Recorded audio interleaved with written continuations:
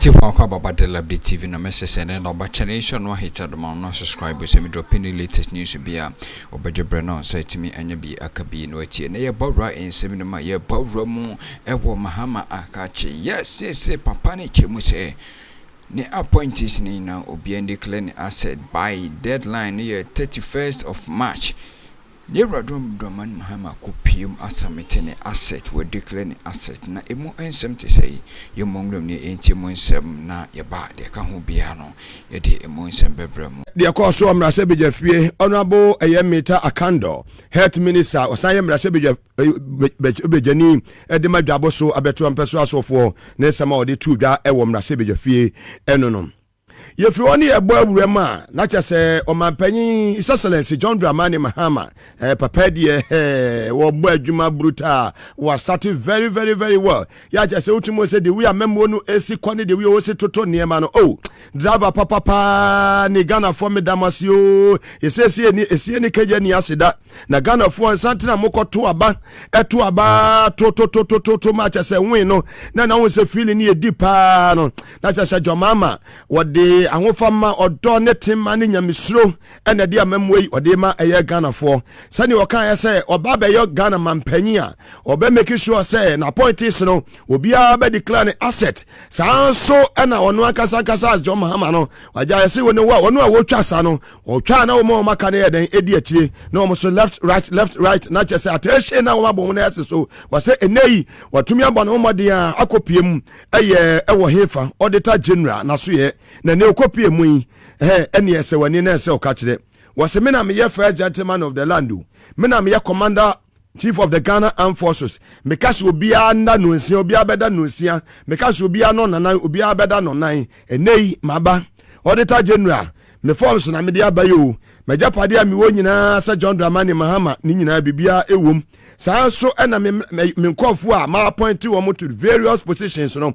wo mo so me mo 31st eye March ya busumi ya ba besimi wo mo 31st March sa wo ye na appointee na sa wo so no one declare asset a obeyi wadi John Dramani Mahama yewe abra was submitting the forms ema eye Auditor General asoye no yewe ne ko so ewo ho General and staff of your department, we're very happy to have you here this morning at the presidency. Friends of the media, I've just performed a simple but brief, very important act of presenting my completed assets declaration forms to the Auditor General as required by Article 286 of the 1992 Constitution and the Public Office Holders Declaration of Assets and Disqualifications Act 1998, Act 550.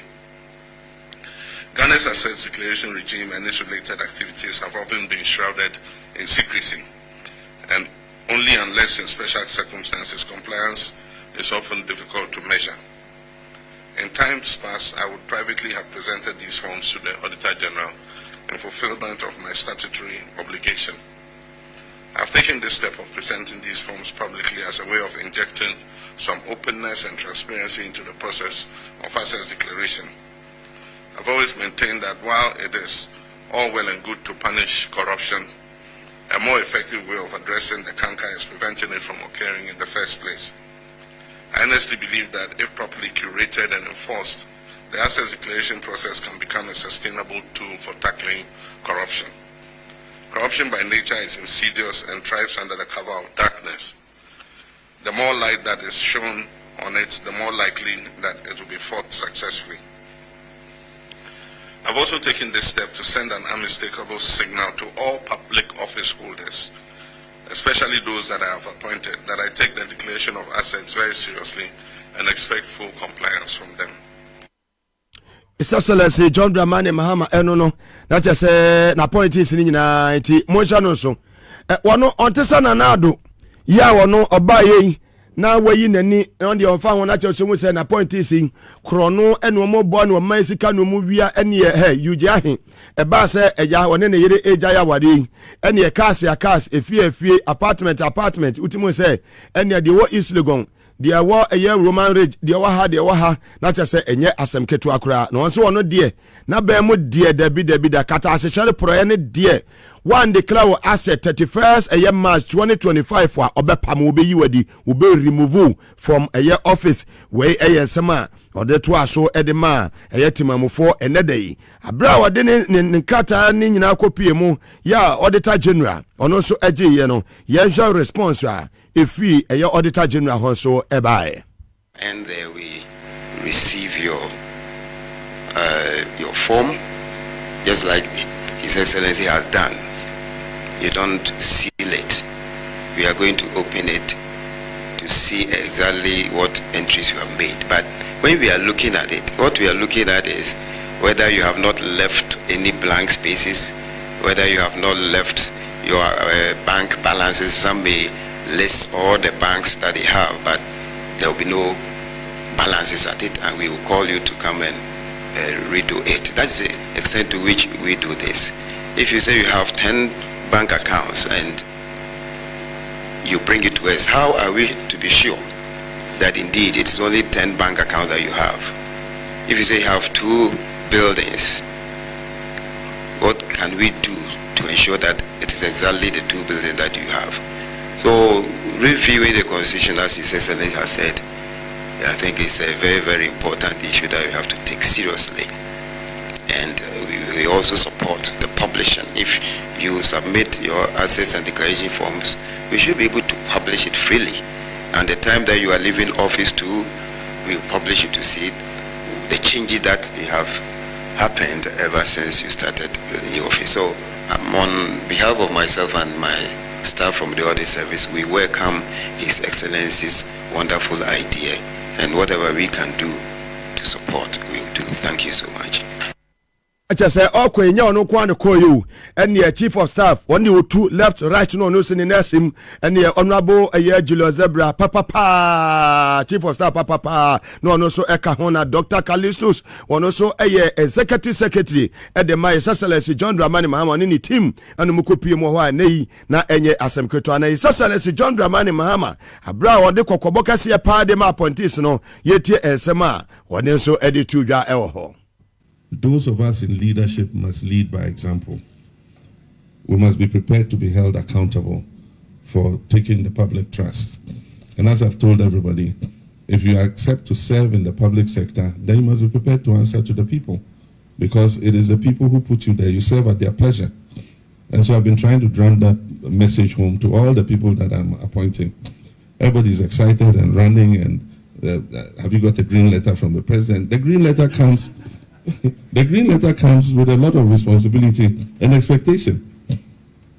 And I've said that while we hold those who came before us accountable, we should remember that we're also going to be held to account in the same way. And so amending the constitution, holding people accountable for the public trust, and making sure that we stabilize the economy and create the opportunity for our young people to work as quickly as possible, that is what the task ahead of us is.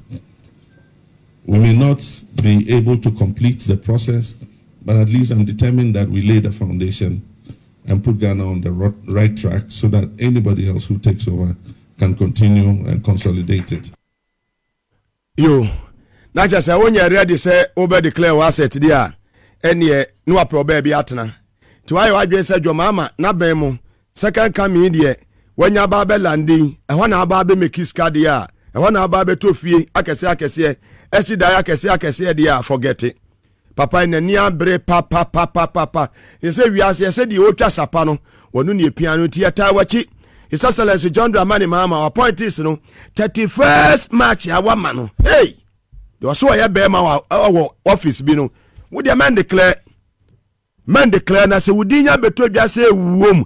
Say SMS no obenten omon declare dia eni obi ka se pudonhie o eni meboma boma what say yes Mugabe obum tie ba wabaso say bosha wode to Ghana fo nyina anim no watumi edisuo na aja Auditor General so no waji bibia kama ewo High TV SWZ and a Power 97.9 FM eni na affiliate stations a etwa ehia wo Ghana nyina na ede ensem no ede eto awoso ewo ho na ensem a ebei amasesi a no wo sha office bi na se wo ye adwuma da bia me ka kire o se easy to declare your asset. Say amount appointment ya easy to declare your asset. So when you wadwene say wo bebo krono a easy to declare your asset. Wo fie ya say if you na hefa na wo if you no enkrata wo ho ewe wo obi wo Kumase wo obi wo Takwa wo obi wo Bogoso ana se wo obi ewo eye baby fufu obi a yes declare your asset. Baby a what here declare your asset wonyuma wo ene wajapade wo nyina declare ye pay you ja hemu die ni bi ye omu no motu o masifie na fe de eba beduru ho no na fi akase na etwa nyina ahia eti wo di appointment da make sure say asset no so wo declare wo fa mi nkosie dia wo wana na wasa wo declare wo bank account sika ewom ene say we free office so no sika eja wo beja our account no mu e de betu abosom yakatu yade na ya na eye nwanwa say obenwe say nana adu na Appointees yi obenwe say fie ye peja besi ani peja besi ani peja besi say eh na abosom so asa papa yi tu an kasai ejuwa ben wo ye ka ho ti ene eja the declaration of asset ne de hu hia papa John Dramani Mahama say kata asese ene proye kan de enya de oba entertain oba soso e wo na ban mu wasate very well ye nyina fa pai bonta na chi sade be o de o man no ebe ko nenim na temamufo wo ma we mu gidi a wo munya na wo mu a sankofo ba he no bibia tumi ayeden akonkan e de ama yen enei hey baby abefa bia o se Mugabe se wo piese ya na baby ayedin Obia na baby ayedin but Appointees na moda so na do Appointees na moda so social office no monya careful.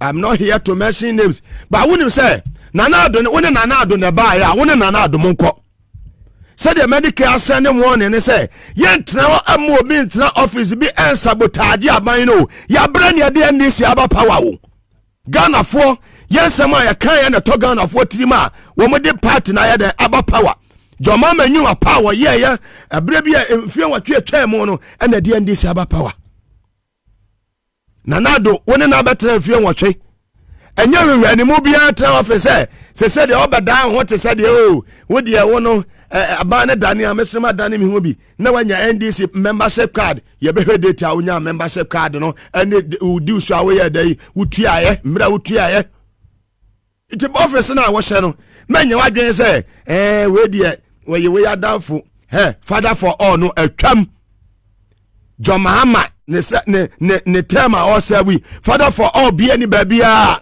me say wona nanado na ba ya wona nanado nko e cut across nanado na party wa wona ne nko and the council of state swearing in no take place ya e wona mo bate pe amafo a etwen na we watena wache ana Mahama wonye changes wa ha me say mo bate pe eno ansa won panim guase a na wa resign na wokọ yeso obanyansafo ye bu ne ba yanka na sem won panim guase a na wa resign na wokọ.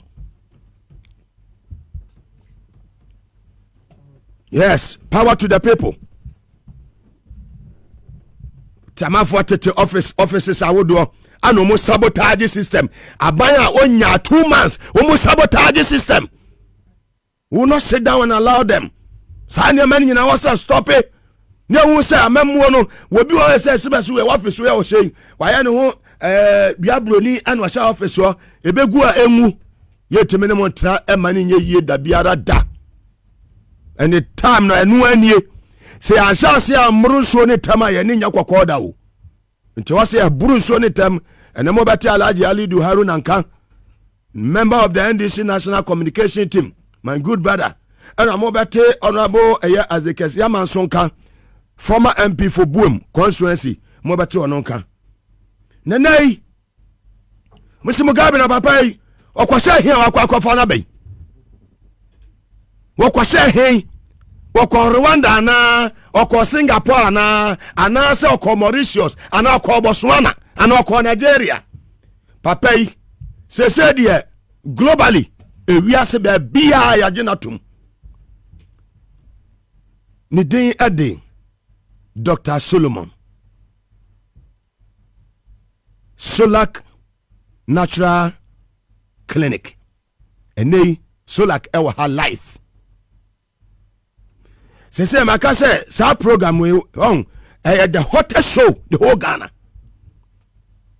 to ba what say you show credibility me akasa wo facility wo meba ho na ma be checks as manager so we manager ho me so me manager ho na ma be checks I want say bibia dem FDA niema dem we dem na me mama mo de matompa no so na ma massage me na ma say yes papa no Dr. Solomon Atrase doc mama kwa ba na yeah commander one papa you looking good that's more official person so Joseph nyina ye share no kwasem thank you no kwasem pa na and now the fa and ye hwe dia de me ahwe be keteta dia ntina ye de eyi rubber beto obi be mem and the master social media brain be daily update TV no so